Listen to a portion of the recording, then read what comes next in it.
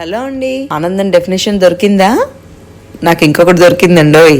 ఒకరోజు class teacher పిల్లలందరినీ ముందు రోజు ఎలా జరిగింది అందరూ ఏవో ఒకటి చెప్పారు. ఒక అబ్బాయి మాత్రం చాలా సంతోషంగా, టీచర్ నేను పొడన్నం పచ్చడన్నం తిన్నా అన్నాడంట. టీచర్కి ఒక్కసారి డౌట్ వచ్చిందంట. పొడి అన్నంలో పచ్చడి తింటే దాంట్లో ఏముంది ఆనందం అని అనుకున్నారంట. అయితే ఆ అబ్బాయిని అడిగితే తను ఎక్స్ప్లెయిన్ చేసిన విధానానికి నిజంగా వాడు అంత ఆనందంగా ఎందుకు చెప్పాడో అర్థమైందంట.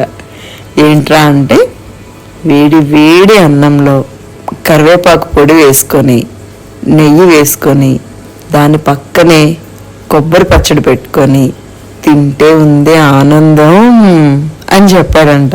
నిజమేనండి, అలా ట్రై చేసి చూస్తే చాలా బాగా అనిపించింది.